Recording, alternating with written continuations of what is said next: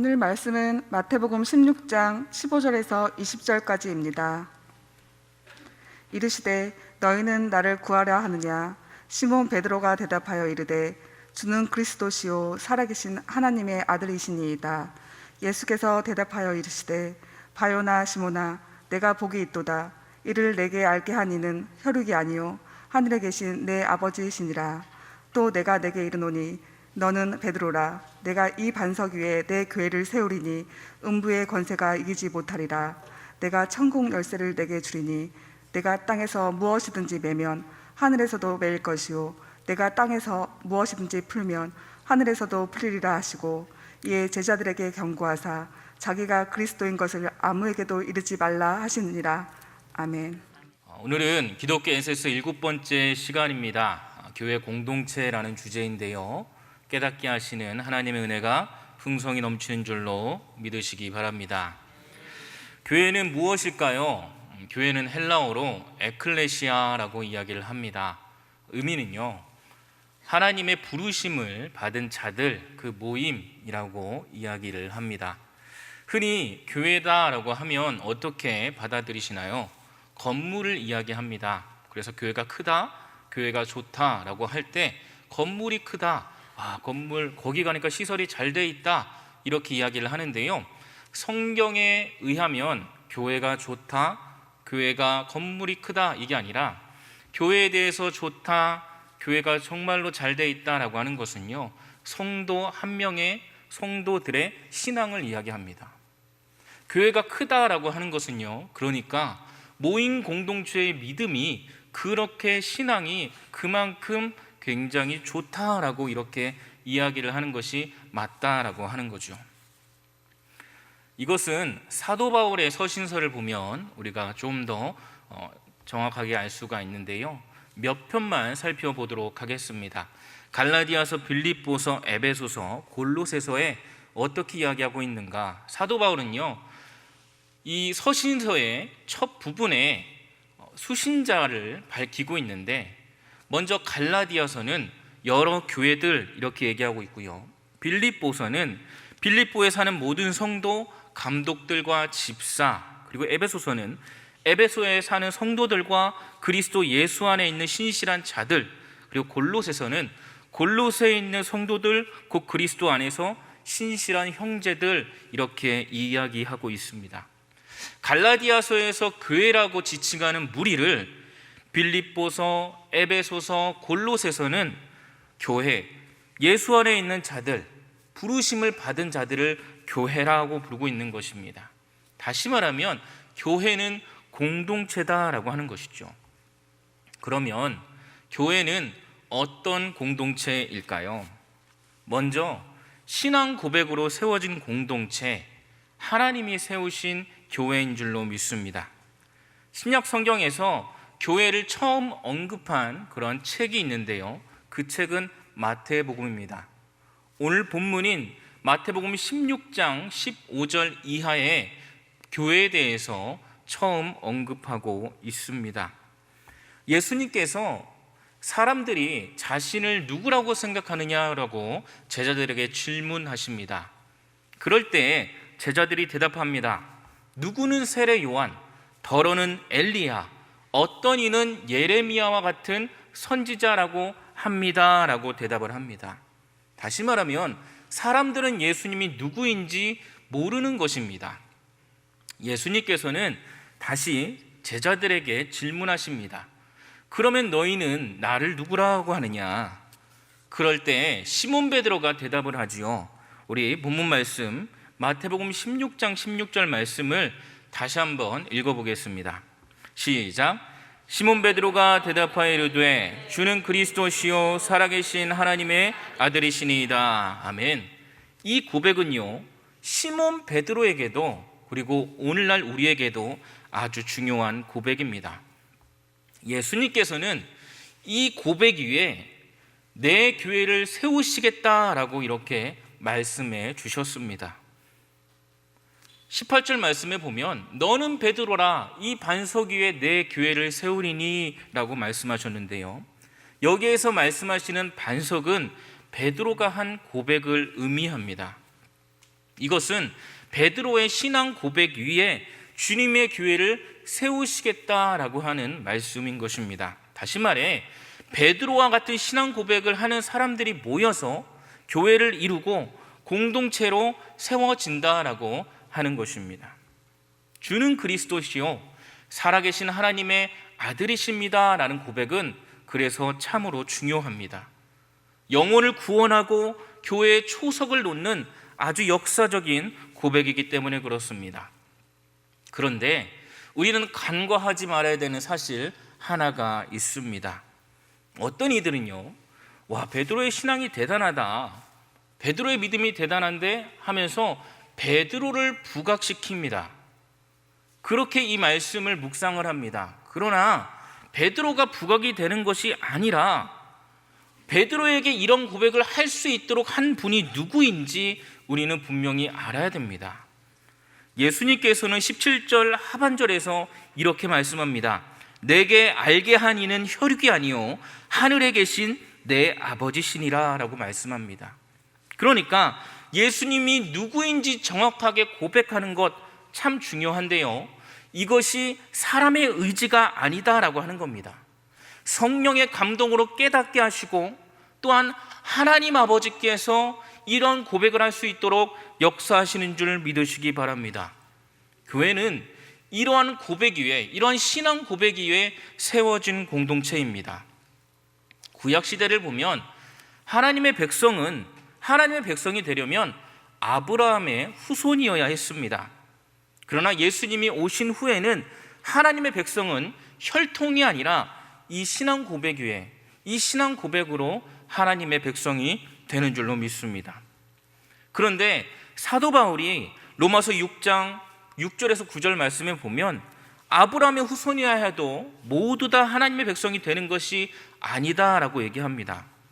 약속의 자녀인 이삭에게서 자라야 하나님의 백성이 된다라고 하는 것이지요. 하나님께서는 아브라함이 이삭을 낳기 전에 이 언약의 증표로 할례를 요구하십니다. 할례를 요구한다는 말은 무엇입니까? 이제 조금 있으면 이삭을 낳아야 돼요. 그런데 할례를 했다. 무슨 말이냐? 사람의 능력으로 후손을 낳을 수 없다라고 하는 거예요. 오직 하나님의 능력으로, 하나님의 뜻으로 이 이삭을 낳았음을 말씀해 주고 있는 것입니다. 사람의 후손이 아닌 약속의 자녀, 하나님의 후손임을 분명히 말씀해 주고 있는 것입니다. 신약에서 예수님을 믿는 신앙 고백으로 하나님의 백성, 하나님의 자녀가 되었다는 이 말에는 이러한 뜻이 담겨 있습니다. 우리가 예수 그리스도를 영접하고 하나님의 자녀가 되어서 온전히 하나님의 은혜 가운데 살아가는 것, 무엇보다도 하나님의 주권적인 역사인 줄 여러분 잊지 마시길 바랍니다. 예수 그리스도를 주로 시인하는 한 사람 한 사람이 모이면 바로 교회, 공동체가 되는 것입니다. 아까도 말씀드렸지만 교회는 어떠한 건물, 공간, 어떠한 단체, 이것을 가리키는 것이 아닙니다. 그럼 건물이 무엇이냐? 단체가 무엇이냐? 하나님의 부르심을 받은 이런 주는 그리스도시요 살아계신 하나님의 아들입니다 라는 신앙 고백을 하며 그 믿음으로 하나님의 뜻을 이루고자 하는 사람들이 모이기 위하여서 그냥 갖춰진 공간일 뿐입니다. 하나님께서 베드로를 부르시고 그가 신앙 고백을 할 수 있도록 역사하셨습니다. 하나님은 우리 가운데서도 역사하시고 인도하시는 줄 믿습니다. 하나님, 우리 각자 한 사람 한 사람이 모여서 신앙 공동체, 교회가 되게 하셨습니다. 두 번째는 교회는 그리스도의 몸, 하나된 공동체입니다. 고린도전서 12장 12절에서 13절 말씀을 함께 읽겠습니다. 몸은 하나인데 많은 지체가 있고 몸의 지체가 많으나 한 몸임과 같이 그리스도도 그러하니라. 우리가 유대인이나 헬라인이나 종이나 자유인이나 다 한 성령으로 세례를 받아 한 몸이 되었고 또 다 한 성령을 마시게 하셨느니라. 아멘. 하나님의 부르심을 받은 성도는 예수 그리스도를 주로 고백합니다. 각 성도는 하나님의 부르심에 따라 그리스도와 한 몸이 됩니다. 그러니까 성도는 예수 그리스도가 머리가 되시고 각 지체가 그 몸의 한 공동체로서 이루어지는 것입니다.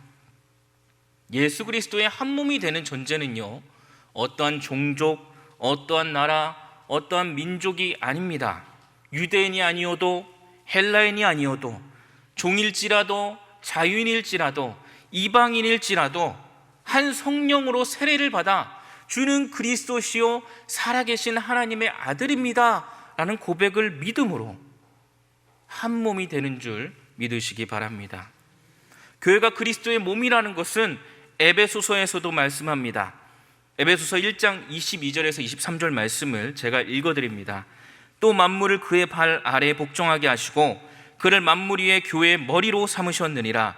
교회는 그의 몸이니 만물 안에서 만물을 충만하게 하시는 이의 충만함이니라. 아멘.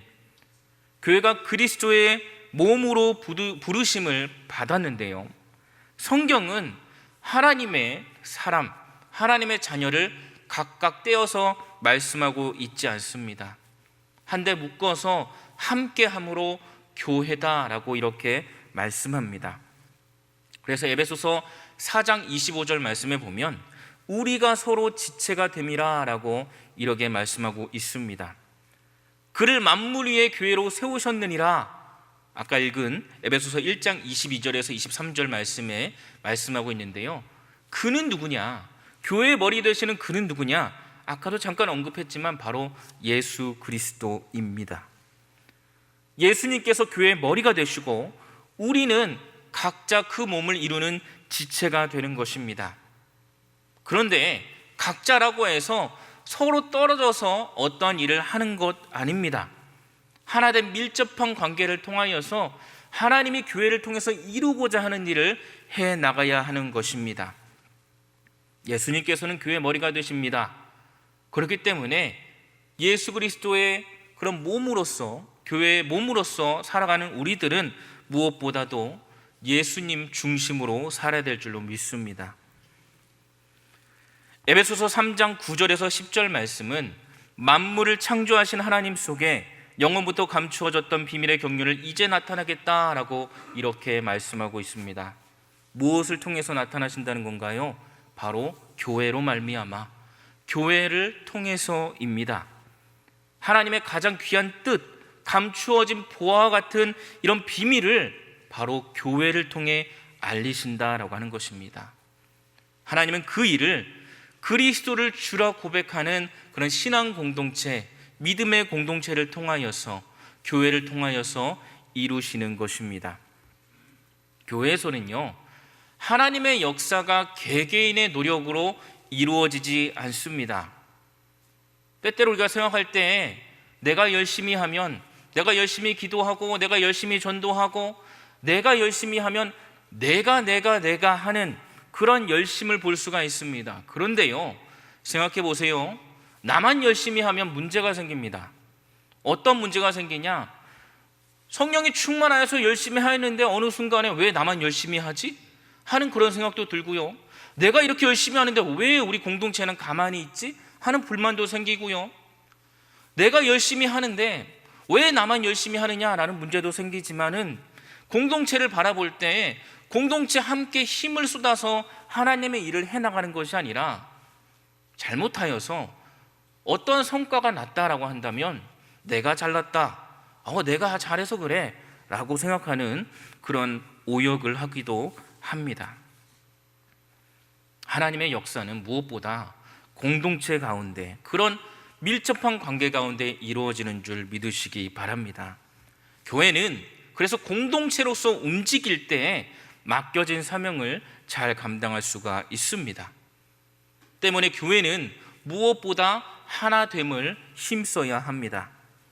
교회가 하나가 되기 위해서 우리는 어떤 노력을 해야 될까요? 아까 말씀드렸듯이 각자가 열심히 기도하고 성경 묵상하고 각자 열심히 예배드리고 성령 충만을 사모하고, 물론 그런 열심도 필요합니다. 그런 사모함도 필요하지요. 그러나 성경에서 말씀하시는 교회 공동체는 그보다도 더 중요한 것이 있음을 우리는 말씀을 통해서 보게 됩니다. 고린도전서 13장 1절에서 3절 말씀 보면 내가 사람의 방언과 천사의 말을 할지라도 산을 옮길 만한 믿음과 자기 몸을 불사르게 내어줄 열정이 있더라도 사랑이 없으면 아무것도 아니다라고 말씀합니다. 교회 공동체에 사랑이 없으면 어떠한 열심과 어떠한 헌신이 소리나는 구리와 같이 꽹과리와 같이 된다라고 하는 것입니다. 아무것도 아니게 됩니다. 아무런 유익이 없다라고 하는 것이죠. 공동체를 이루기 위한 관심, 그 실천이 없다면 아무런 소용이 없다라고 하는 것입니다. 사랑은 관계 가운데 이루어집니다. 성경은 말씀합니다. 사랑은 오래 참고 온유하며 성내지 않으며 남을 나보다 낮게 여기며, 그러니까 높여준다는 거죠. 또 상대방을 존중하고 정죄하지 않고 내가 희생할지언정 다른 사람을 섬겨주고 하는 모습이 공동체 가운데, 사랑의 관계 가운데서 있어야 된다라고 하는 것입니다. 근데 우리가 공동체라고 할 때 착각하는 부분이 있습니다. 그게 뭐냐? 내가 속해 있는 공동체, 단체, 기관, 목장, 내가 속해 있기 때문에 하나의 공동체다라고 생각을 합니다. 그러나 그 안에 사랑이 없으면 거기는 공동체가 아니라 조직체가 될 수도 있습니다. 모든 구성원들이 모두 속해 있는 그런 교회들이 하나의 힘으로 함께 기도하며 하나님의 뜻을 이루고자 하는 것이 아니라 몇몇 사람의 열심과 뛰어난 사람의 능력으로 어떠한 일을 해나가고자 할 때 성과를 내는, 그래서 그것으로 만족하는 조직체, 혹 우리의 공동체는 아닌가 생각해 봐야 됩니다. 다시 한번 말씀드리지만 성경이 말씀하는 공동체의 핵심은 사랑입니다. 에베소서 4장 1절에서 4절 말씀을 보면 몸이 하나요 성령도 한 분이시니 이와 같이 너희가 부르심의 한 소망 안에서 부르심을 받았느니라 라고 말씀하고 있습니다. 교회는 부르심의 한 소망 안에서 공동체로 부르심을 받았습니다. 이 소망은 사랑으로 이루어집니다. 교회 공동체는 자신만을 위한 열정, 이것을 쏟아붓기보다는 서로를 위해주고 격려해주고 희생하고 감싸주고 하는 모습들이 필요하다라고 하는 것입니다. 서로 돌아보아서 사랑과 격려를 북돋아주는 그런 모습이 필요하다라고 하는 것이죠. 우리가 생각할 때 참된 교회라고 할 때 우리는 어떤 것을 떠올립니까? 사도행전 2장에 나와 있는 초대교회 모습을 떠올릴 것입니다. 초대교회 당시 유대인들은 절기를 지키러 예루살렘에 모이게 되었습니다. 그런데 그들은요, 로마의 핍박과 여러 나라의 그런 압제를 피해서 예루살렘이 아니라 그보다도 먼 곳에 이렇게 머물게 되었습니다. 그런데 절기 때가 되면 그들이 이렇게 모여서 이제 예배를 드리게 되는데, 절기를 지키는 데에는 이런 제사물이 필요했습니다. 양이나 그런 동물들 가지고 이렇게 예배를 드려야 되겠지만, 멀리서 오시는 분들은, 그런 유대인들은 그렇게 하는 게 여력이 나지가 않았어요. 그래서 돈으로 이렇게 헌금하며 예배를 드리고 했는데요, 절기 제사를 마치고 그들은 돌아갑니다. 그런데 오늘 말씀을 보니까 돌아가지가 않아요. 왜 그렇습니까? 성령을 받았습니다. 성령을 받으니까 교회에서 떠나갈 마음이 생기지 않는 것입니다. 날마다 마음을 같이하여 떡을 떼고 즐거워하고 예배드리고 하는 모습이 너무나도 좋다라고 하는 것이죠. 근데 날마다 이렇게 계속하다 보니까요, 문제가 생깁니다. 어떤 문제가 생겨요?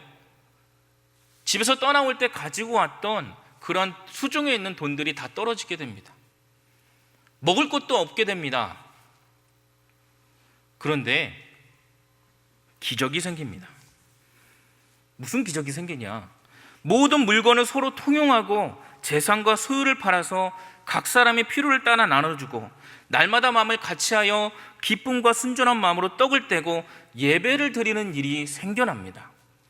어떻게 이것이 가능했을까요? 멀리서 오는 유대인들은 돈이 하나도 없어요. 그런데 어떻게 이들이 이렇게 즐겁게 예배 드릴 수 있도록 환경이 조성됐을까요? 예루살렘에 살고 있는 자들은 돈이 있습니다. 여력이 있습니다. 그래서 자신의 것을 떼어서 자신의 것을 희생할지라도 나눠줬다라고 하는 거예요. 어떻게 그것이 가능했느냐? 성령을 받으니까 그 가운데 사랑이 샘솟더라라고 하는 것입니다.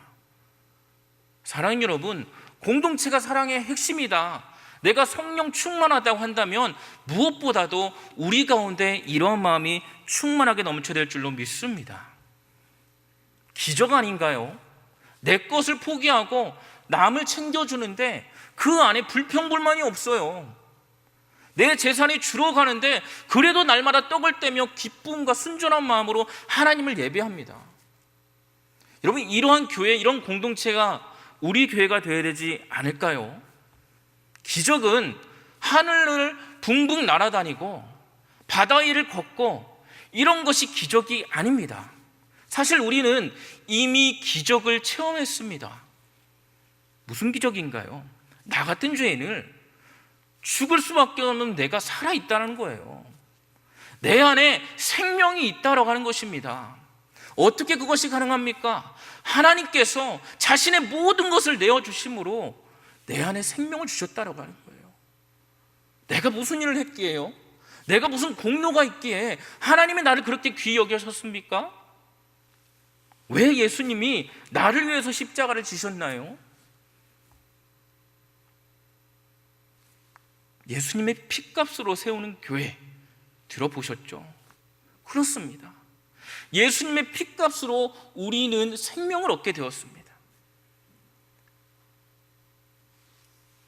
그 누구도 감히 감당할 수 없는 그 사랑으로 우리는 살게 되었습니다. 우리 공동체가 예수님 닮기 원한다면, 진정 하나님이 원하시는 그런 교회가 되기 원한다면 다른 것에서 허송세월하는 것이 아니라 진정 말씀에서 알려주시는 이런 공동체의 모습을 우리가 추구해야 되지 않을까 생각해 봅니다. 교회 공동체는 성령이 하나 되게 하신 것을 힘써야 합니다. 무엇으로 힘써야 됩니까? 사랑하기 위해 힘써야 합니다. 그러나 이 사랑하는 것은요, 어떠한 특정한 사람의 노력만 되는 것이 아니에요. 사랑의 시작은 용납입니다. 사실 우리 모두는 동등한 위치에서 시작했어요. 어떤 동등한 위치입니까? 죄인이라는 동등한 위치입니다. 그 죄인이라는 동등한 위치에서 부르심을 받게 되었습니다. 모두가 부족하지만, 아무런 공로가 없지만 하나님이 택해 주셔서, 하나님이 불러주셔서 교회로서, 공동체로서 하나님의 은혜로 여기까지 우리가 오게 된 줄 믿으시기 바랍니다. 그런데 어떻습니까? 때때로 우리는 이것을 잊어버리고 살아갑니다. 이 은혜를 놓치고 살아갑니다. 환경과 문화, 상황과 형편에 따라 내가 남보다 좋게 보이고, 내가 남보다는 그래도 뛰어나 보이고, 저 사람은 나보다 아닌 것 같고 판단하게 된다라고 하는 것입니다. 그 판단으로 하나님이 말씀하시지 않았는데도 불구하고 어떤 편을 가르고 어떤 상황을 만들고 하나님의 뜻을 이루고자 하는 것이 아니라, 그래 너는 하지 마라, 하고 싶은 사람만 하자, 어쨌든 해야 되니까 하는 공동체가 아닌 조직체의 모습을 보인다라고 하는 거예요. 일을 하는 게 중요한 게 아니고요, 공동체가 함께 움직이는 것, 하나 되는 것에 힘쓰는 것이 무엇보다 중요한 줄로 믿습니다. 평안에 매는 줄로 성령이 하나 되게 힘써 우리가 그것을 지켜 행해야 됩니다. 교회 공동체에서 하나님의 은혜와 성령의 역사로 부르심의 한수망을 이루고자 하는 믿음이 있다면, 그것을 함께 나눌 수 있다면 서로 용납할 수 있습니다. 이해할 수 있습니다. 그 믿음을 온전히 행함으로 온전한 그리스도의 몸, 하나된 공동체를 이루시길 바랍니다. 세 번째는 세상과 다른 공동체, 하나님 나라를 이루는 공동체입니다. 예수님을 믿기 전에 우리는 공통된 모습으로 살았습니다. 죄인이었습니다. 세상의 질서 아래 순응하며 살았습니다. 그러나 예수님을 믿고 하나님의 백성이 된 우리는 세상의 질서를 외면하고 그것을 완전히 벗어버리고 하나님 나라의 질서에 순종하며 살아갑니다. 세상에는 힘 없는 자가 힘 있는 자에게 굴복하는 모습이 많습니다. 그런데 생각해 보면 힘 없는 자가 굴복하기보다는 힘 있는 자가 굴복을 시킵니다. 낮아지기보다는 낮아지길 원합니다. 사랑하기보다는 배척하고 더 나아가 무관심하기도 합니다. 마치 사랑이 없는 것 같습니다. 그러나 하나님 나라는 약한 자가 강한 자를 이깁니다. 낮아지면, 성도가 낮아지면 주님께서 높여주십니다. 하나님 나라는 서로 용납하고 사랑하며 이해하고 감싸주는 곳입니다. 예수님께서는 마태복음 16장에서 베드로의 신앙 고백 이후에 교회를 세우셨습니다. 그 후에 제자들에게 말씀을 이어가시는데요, 전부 하나님의 나라와 관련된 것들입니다. 몇 가지 말씀을 드리면, 지극히 작은 자 하나를 대접하라. 크고자 하는 자는 낮아지라. 으뜸이 되고자 하는 자는 섬기는 자가 되라. 여러분, 이렇게 말씀을 들었을 때 세상 사람들은 세상의 관점으로 그들의 방법대로 보면 용납이 되지 않습니다. 이해도 잘 되지 않는 말씀입니다. 예수님께서는 한몸 공동체, 그리스도의 이 공동체가 더 이상 세상의 질서 아래 있지 아니하고 하나님 나라의 질서 가운데 변화된 삶을 살길 원하시는 줄 믿으시기 바랍니다. 어떤 윤리적인 강론이나 그런 삶을 추구하려고 하는 것이 아닙니다. 이것은 곧 사랑을 실천하는 삶입니다. 마태복음 28장 18절에서 20절 말씀, 지상명령으로 잘 알려져 있는 말씀입니다. 너희는 가서 모든 민족을 제자로 삼아 아버지와 아들과 성령의 이름으로 세례를 베풀고 내가 너희에게 분부한 모든 것을 가르쳐 지키게 하라 라고 말씀합니다. 전도를 강조할 때 애용하는 말씀이기도 합니다. 모든 민족을 제자로 삼으라. 네, 여러분, 그렇게 생각해 보신 적 있나요? 왜 모든 민족을 제자로 삼아야 하지? 왜 모든 사람들에게 복음을 전해야 하지? 왜 그들의 예수님을 믿어서 복을 받도록 내가 힘써야 하지? 이렇게 생각해 보신 분 계십니까? 없다면 그게 정상입니다. 없다면 나는 진정 예수 그리스도의 몸으로서 하나님의 부르심을 받아 하나님의 은혜로 살아가는 자들인 줄로 믿습니다. 왜냐? 세상의 논리대로 다른 이들에게 관심을 주는 것은요, 사치라고 여깁니다. 세상은 예수를 믿어 구원을 얻고 복을 받는다라고 한다면 그 복을 나눠주기보다는 그 복을 감추려고 애씁니다. 나를 남보다 높게 여깁니다. 그러나 하나님의 나라의 방법은 다릅니다. 한 영혼을 천하보다 귀하게 여기고요, 하나님은 우리를 통해 그들을 교회로 세우시길 원합니다. 공동체를 이루게 하십니다. 사랑하는 삶으로 불러주셨으니 우리가 이 사랑을 실천할 수 있도록 인도하시는 줄 믿으시기 바랍니다. 마태복음 5장 13절에서 16절 말씀을 함께 읽겠습니다. 너희는 세상의 소금이니 소금이 만일 그 맛을 잃으면 무엇으로 짜게 하리요? 후에는 아무 쓸데가 없어 다만 밖에 버려져 사람에게 밟힐 뿐이니라. 너희는 세상의 빛이라. 산 위에 있는 동네가 숨겨지지 못할 것이요 사람이 등불을 켜서 말 아래에 두지 아니하고 등경 위에 두나니 이러므로 집안 모든 사람에게 비치느니라. 이같이 너희 빛이 사람 앞에 비치게 하여 그들로 너희 착한 행실을 보고 하늘에 계신 너희 아버지께 영광을 돌리게 하라. 아멘. 세상의 빛과 소금이 되라라는 말씀을 들어보셨을 겁니다. 빛을 낸다, 맛을 낸다라는 이렇게 표현을 써서 어떠한 행함을 강조하는 그런 말씀으로 받아들이는 경우가 있습니다. 그런데 이 말씀은요, 동사적인 표현의 행함을 강조하는 것이 아니라 명사적인 표현의 존재에 대한 말씀입니다. 우리는 스스로 빛을 낼 수가 없습니다. 우리는 맛 잃은 세상의 맛을 낼 수가 없지요. 부패하는 것들을 막을 능력도 없습니다. 근데 성경은 말씀합니다. 너희 빛이 사람에게 비치게 하라. 너희 빛 누구인가요? 예수님입니다. 오직 능력은 주님만이 행하십니다. 어둠이 거한 곳에 내가 거함으로 나를 통하여서 예수 그리스도로 인해 빛내라 라고 하는 것입니다. 부패하고 썩어가는 곳에 우리가 거함으로 그 부패함을 막아야 합니다. 맛 잃은 세상에 우리가 거함으로 진정 그 가운데 맛을 내야 되는 줄 믿으시기 바랍니다. 교회는 세상에 살고 있지만 세상의 방식이 아닌 하나님 나라의 방법대로 살아갈 때 진정 공동체로서 하나님의 뜻을 이루는 것입니다.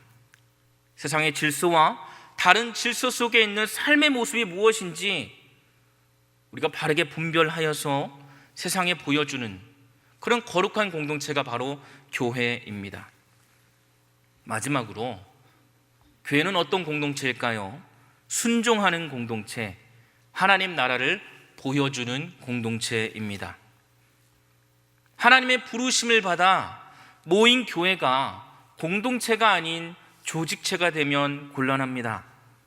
조직체는 사람의 판단에 따라서 주어진 능력을 진행합니다.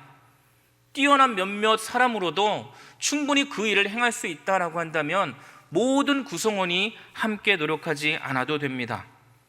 그러나 교회는 뛰어난 능력자 몇몇을 필요로 하는 공동체가 아닙니다. 교회는 사람의 판단으로 그 어떤 것이 이루어지거나 진행되는 곳이 아닙니다. 만약에 그렇게 교회가 이루어진다면 교회는 본래 목적을 잃어버리고 하나님이 진정 이루시고자 하는 그런 공동체로서의 모습이 아니라 조직체로서 타락하게 되는 것입니다.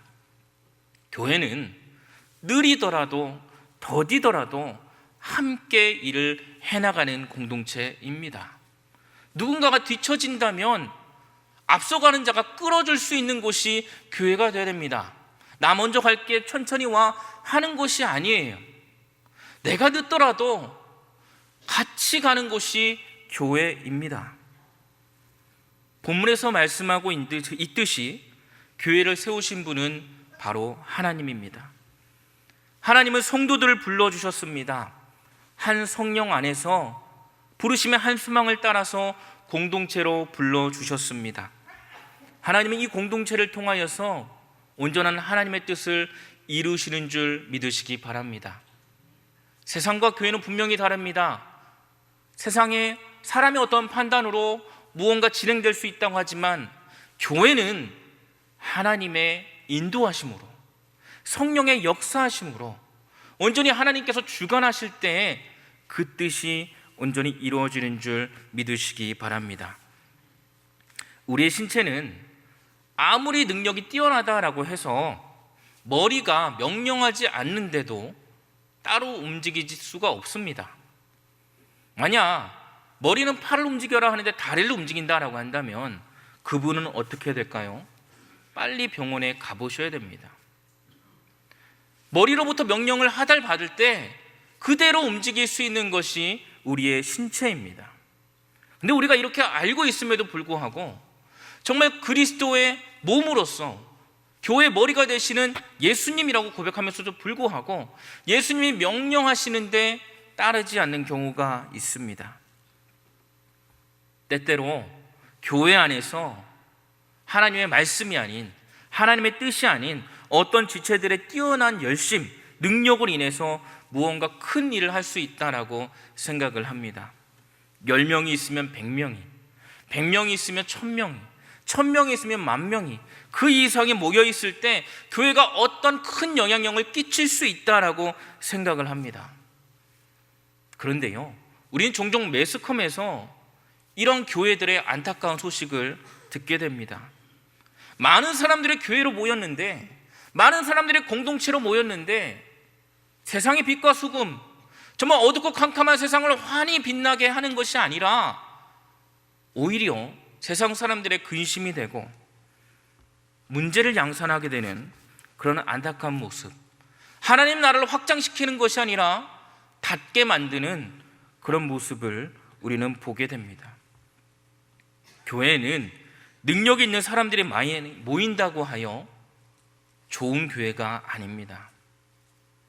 하나님 명령에 순종하지 않고 하나님의 뜻 가운데 이루어지지 않고 사람의 생각으로 어떤 뛰어난 사람의 그런 어떤 능력으로 해나간다면 그곳은 교회가 아닙니다.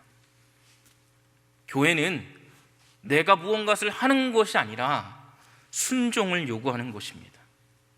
그럼에도 그리 아니하실지라도 하나님의 역사하심을 기대하며 참고 견디고 인내함으로 열매를 맺어가는 것이 바로 교회인 줄 믿으시기 바랍니다. 본문 18절 말씀, 또 내가 내게 이르노니 너는 베드로라, 내가 이 반석 위에 내 교회를 세우리니 음부의 권세가 이기지 못하리라 라고 이렇게 말씀합니다. 교회는 주님이 주인 되어 주심으로 어둠의 권세가 결코 침범치 못합니다. 아무리 작은 교회다라고 할지라도, 연약해 보이는 교회다 할지라도, 우리가 아는 그런 성도가 몇 명이 없는 그런 교회다라고 할지라도 성경은 말씀하시죠. 두세 사람이 모인 그곳에 나도 그들 중에 있느니라. 주는 그리스도시요 살아계신 하나님의 아들이십니다 라는 그런 고백을 하며 그 믿음으로 모인 두세 사람이 있는 곳에 하나님이 역사하신다라고 하는 거예요. 아무리 작고 연약해 보이는 교회라 할지라도 교회의 머리는 예수님이십니다. 그런 믿음이 있다면 교회에는 어떤 악한 세력도 감히 침범치 못하는 것입니다. 이 믿음 안에서 하나님께서는 교회를 지키시고 보호하십니다. 성경은 교회는 능력을 과시하기 위해서가 아니라 순종하는 그런 삶을 요구하기 위해 세워졌다라고 말씀합니다. 하나님께서는 교회를 통해 하나님이 통치하시는 나라를 보여주길 원하십니다. 하나님 나라의 본질을 보여주는 것이 바로 교회여야 한다고 하는 것입니다. 교회는 분명히 세상이 맺지 못하는 열매를 맺을 수가 있습니다. 그것이 무엇입니까? 순종입니다. 본문 16장 19절 말씀을 함께 읽겠습니다.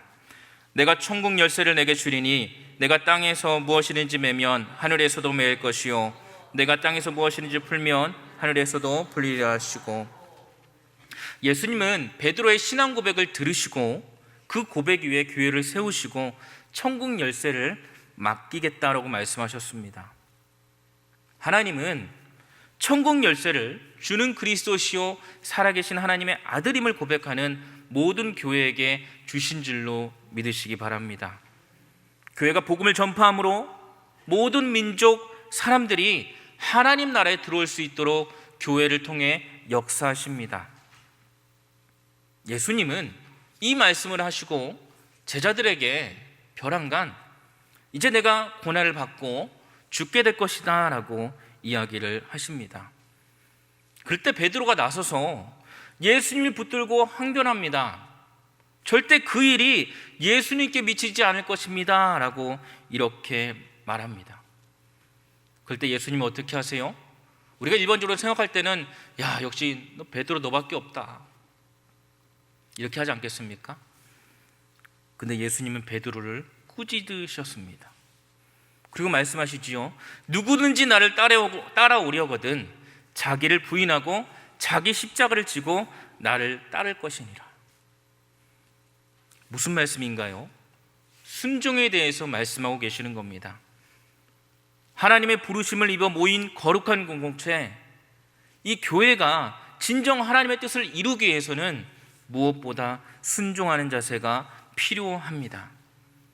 그런데 순종하는 것 쉬우신가요? 순종하는 것이 하나님의 나라를 보여주는 것인데 그렇게 행하는 것 참 어렵습니다.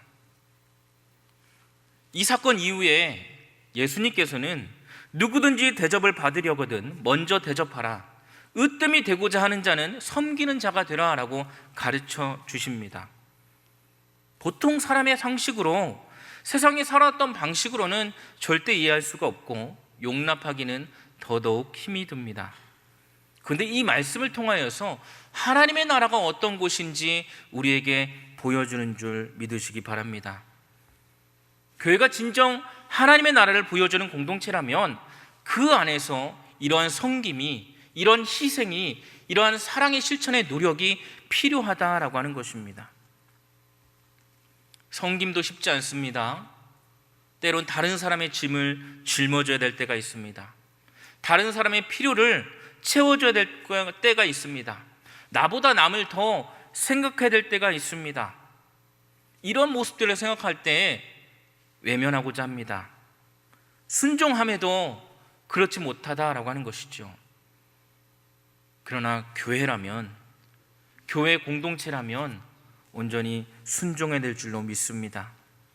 예수님께서는 제자들에게 말씀하셨습니다. 누구든지 내 이름으로 어린아이 하나를 영접하면 곧 나를 영접하며 주님의 이름으로 어린아이를 섬기는 자는 곧 주님을 섬기는 자다라고 하는 것입니다. 공동체에서 내가 누군가를 대신하여 짐을 줄 수 있고 또한 연약한 자, 약한 자를 도울 수도 있습니다. 그런데 능히 해 나가야 된다는 것이죠. 왜 그렇습니까? 주님을 섬기는 것이기 때문에 그렇습니다. 나보다 약한 자, 나의 도움이 필요한 자, 그들을 도와줄 때 우리는 사람을 도우는 것이 아니라 하나님의 사역을 함께하고 있다고 여러분 믿으시기 바랍니다. 연약한 자를 살피고 세워주는 것, 곧 주님을 섬기는 일입니다. 교회가 순종하지 못하도록 할 때가 있어요. 어떨 때 그렇습니까? 내가 이렇게 해야 되는 것이 맞는가? 나만 이렇게 해야 되는 것이 맞나? 왜 나만 이렇게 해야 되지? 그런데 공동체를 위한 것이라면, 하나님의 뜻을 위한 것이라면 이런 부정적인 생각은 내려놔야 됩니다. 주님의 가르침을 염두에 두고 모든 일을 생각하며 순종하시는 우리 송영가족 되시길 간절히 소망합니다. 순종이 실천되지 않을 때 어떻게 해야 될까요? 예수님의 십자가를 생각하시길 바랍니다. 만약 예수님이 하나님께서 네가 십자가를 져야지만 모든 인류가 구원을 받는다 라고 하신 것에 왜 제가 그렇게 해야 되죠? 왜 저만 그렇게 해야 되죠? 라고 이렇게 인간적으로 만약에 그렇게 반론을 하셨다면 오늘날 우리가 체험한 기적은 쉽게 체험하지 못할 수도 있습니다. 그러나 예수님께서는 십자가에 지시고 숨이 끊어질 그때까지도 아무런 말씀도 하지 않으셨습니다. 다 이루었다 이 말씀하시고 그렇게 돌아가셨습니다. 무엇을 이뤘다라고 하는 것입니까? 십자가 밑에서 많은 사람들이 조롱합니다. 네가 정말 하나님의 아들이거든 거기서 내려와라. 내려올 수 있지 않느냐. 분명히 그런 능력도 있으신 분이신데 아무런 대꾸도 하지 않으셨습니다. 왜 그렇습니까?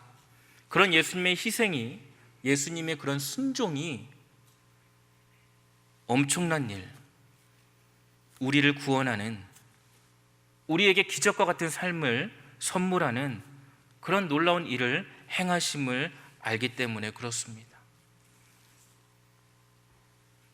예수님께서 이 땅에 교회를 세우기 위해서 십자가를 지신 것을 생각하시길 바랍니다. 교회는 주님을 따라갈 때 진정 공동체로서 하나님의 뜻을 이룰 수가 있습니다. 시간이 많이 지나서 말씀을 정리하겠습니다. 미국의 어떤 교회에서 교회란 무엇인가 라고 이렇게 가르칠 때 칠판에 목사님이 교회 이렇게 해놓고 영어 철자로 CH 땡땡 CH 이렇게 얘기하면서 빈칸에 들어갈 글자가 무엇인가요? 라고 질문했다고 합니다. 여러분 무엇일까요? 네. 마스크 쓰고 계셔서 대답을 못하신 줄 압니다. UR입니다. 그렇죠? UR. 그때 선생님이 어떻게 썼냐? UR 쓰고 가로치고 YOUARE 하면서 여러분이 교회입니다 라고 했다는 그런 이야기를 들은 적이 있습니다. 우연히 일치일까요? 우연히 일치라고 생각되지 않습니다. 우리에게 보여주고 있는 것, 교회가 정말 무엇인지, 교회가 이 공동체가 어떻게 이루어지는 것인지 보여주고 있는 하나의 예인데요. 억지로 껴맞춘 것 같지만 그렇지도 않습니다. 왜냐? 사실이기 때문에 그렇죠. 교회는 바로 저와 여러분들, 주는 그리스도시요 살아계신 하나님의 아들이십니다라고 고백하며 모인 공동체가 바로 교회다라고 하는 거죠. 또한 한문으로 교회는 가르칠 교, 모일 회 이렇게 써서 예수님의 진리를 가르침 받기 위해 모이는 무리 이렇게 이야기를 합니다. 헬라어로는 아까 말씀드린 것처럼 하나님의 부르심을 받은 사람들의 모임, 에클레시아 이렇게 얘기합니다. 공통점이 있습니다. 무엇입니까? 바로 각자 개인이 아니라 공동체다라고 하는 것입니다. 교회는 건물이 아닙니다. 교회는 단체가 아닙니다. 교회는 조직체가 아닙니다. 그리스도의 사랑으로 한몸 되어 세상과 다른 질서 아래 공동체를 이루고 순종함으로 하나님의 나라를 보여주는 저와 여러분, 우리 송영교회가 바로 교회인 줄 믿으시기 바랍니다. 이 거룩한 공동체 안에서 하나님의 뜻이 온전히 이루어지기를 소망하시기 바랍니다. 또한 공동체가 온전해지기 위해서 무엇보다 사랑하고자 하는 노력을 게을리하지 마시기 바랍니다. 코로나 시대가 되니까요, 참 힘들고 어려운 분들 많이 계십니다. 무엇보다 관심이 필요하신 분들 계세요. 아까 목사님께서 이제 목장 모임을 하셔도 됩니다 라고 했는데요, 여러분 목장 모임을 할 때에 어떠한 직책을 가지신 목자나 교육부장님만 연락을 취하고 막 열심히 하시고자 하는 모습을 보게 됩니다. 근데 제가 말씀을 묵상하면서 보니까요, 직책이 중요한 게 아니더라고요. 내가 성령을 받고 내 안에 사랑이 충만하고 진정 내가 교회다, 내가 우리에 속해 있는 목장이 공동체라고 한다면요, 관심을 가지지 않을 수가 없더라고요. 누구 하나의 뛰어난 열심과 그런 노력을 위해서 공동체가 세워지는 것 아닙니다. 목회자인 저한테도 제가 열심히 신방을 한다고 하지만 미치지 못하는 성도님이 계세요. 그러면 전화가 오십니다. 누가 힘들고 아프대요. 여러분, 그렇게 전화를 받을 때 너무나도 감사합니다. 목사님, 저는 목자도 아니고 교육부장도 아닌데요, 제가 이런 소식을 들었어요. 여러분, 그렇게 공동체가 세워지고 그렇게 해야지 하나님의 뜻이 온전히 이루어지는 것 아니겠습니까? 혹시나 내가 관심을 두지 않았던 우리 성도님, 이 우리 공동체 가운데 내가 미치지 못했던 그런 우리 성도님, 우리 교회 여러분 떠오르신 분이 있다면 오늘 예배를 끝나고 바로 연락을 취해 보시길 바랍니다. 안타깝게도 요즘에 코로나 확진자가 많다 보니까 쉬쉬하시면서 이미 확진되셨고 격리되었음에도 불구하고 쉬쉬하시면서 지내다가 나중에 목사님 저 격리됐었어요 하시는 분들이 있어요. 너무나도 마음이 아파요. 왜 마음이 아파냐? 알려주지 않아서 마음이 아픈 게 아니라요, 먼저는 왜 내가 그분께 관심을 더 가지지 못했을까 하는 부분에 마음이 아픕니다. 근데 여러분, 왜 그런 마음을 먼저 가지냐? 사랑이기 때문에 그게 가능한 것 아니겠습니까? 사랑하기 때문에 우리 공동체가 무엇보다도 이렇게 하나님의 뜻을 이룰 수 있는 것 아닐까요? 주는 그리스도시요 살아계신 하나님의 아들입니다 라는 이러한 고백 가운데 우리가 교회 공동체로서 능히 하나님의 뜻을 이루기를 간절히 소망합니다. 또 우리의 넘치는 그런 사랑 속에서 여러분들을 통해 세상 사람들이 예수님을 알게 되기를 간절히 바랍니다. 기도하겠습니다.